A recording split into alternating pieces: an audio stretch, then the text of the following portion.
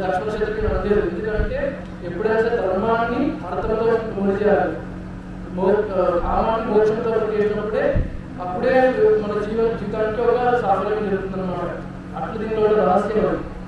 ఇదే అని చెప్పి దీంట్లో మనం తెలుసుకోవాలి. ఎప్పుడైతే కామము అర్థంతో కలిసినాయి అనుకోండి, అప్పుడు మీకు అది మొత్తం మీకు వినాశానికి దారి తీస్తుంది అన్నమాట. మీకు దైవచింతన అనేది కలగదు. దానికి ఎగ్జాంపుల్ ఏంటంటే మనకు ఐఐటి ఆ యూనివర్సిటీ అర్థం అవుతున్నా డబ్బులు మొత్తం నా కొడుకే రావాలని చెప్పి రాజ్యం మొత్తం నా కొడుకే రావాలని చెప్పి కోరికలతోటి వరం కోరుకుంటుంది. కోరుకుంటే ఆమె మొత్తం ఇప్పటి వరకు ఇన్ని రోజుల వరకు కూడా ఐఐటి అంతా తిరుగుతుంటారు కానీ ఎవరు నేర్చుకోరు, అదే రావణ అడుగులో వచ్చిందని చెప్పి. అట్లనే మీరంతా రావణాసం చేసుకుంటే వాడు మన శరీరం పైన ఆ కోరిక అన్నమాట, ఆ కామానికి వశుడయ్యే వాడు చనిపోయినాడు.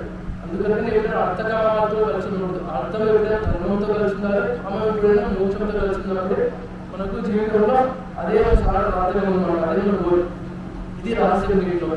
ఇట్లా అట్లా భగవానుడు ఏంటంటే సింహావిష్ణుడు 4 రూపాయలు వచ్చి వాళ్ళ లాగా మనకు చూపించడం అన్నమాట. ఎంత జీవితం ఉంటుంది, ఏంటి జీవితం యొక్క గోల్ అని చెప్పి.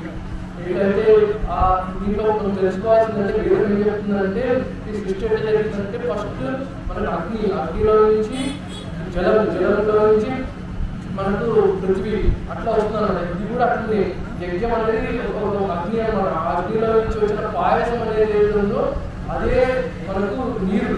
ఈ నీరు ప్రతీక. ఆ పాయసంలో వచ్చిన తేజస్సు ఏదైతే ఉంటుందో అదే మనకు ఇక్కడ రామలక్ష్మణ స్వరూపంలో సృష్టి జరిగిందన్నమాట. ఈ యజ్ఞానికి సృష్టికి రెండింటికి అది సమన్వయం చేసుకుంటూ ఈ యొక్క రామాయణం అనేది మనకి ఏంటంటే ఉత్త కథారూపమే కాకుండా మనిషి యొక్క మనుషుల జీవనము వాడి లోపల మన ఆత్మ యొక్క గతి ఎట్లా ఉండాలో చూపించేదే రామాయణం. ఇది మొత్తం రామాయణం అవకాశం. జై శ్రీరామ్. జై శ్రీరామ్.